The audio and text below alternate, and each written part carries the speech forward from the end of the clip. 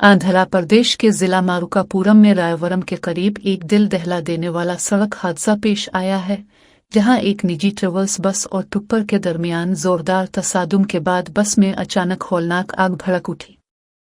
इस दर्दनाक वाक़ये में अब तक 10 मुसाफिरों के जिंदा जलकर हलाक होने की अफसोसनाक इत्तला मिली है, जबकि हुकाम ने खदशा जाहिर किया है कि हलाकतों की तादाद में मजीद इजाफा हो सकता है।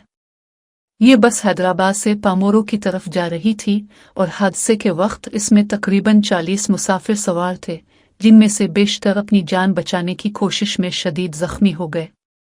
आग इतनी तेजी से फैली कि देखते ही देखते पूरी बस खाकिस्तर हो गई और कई मुसाफिरों को बाहर निकलने का मौका तक नहीं मिल सका।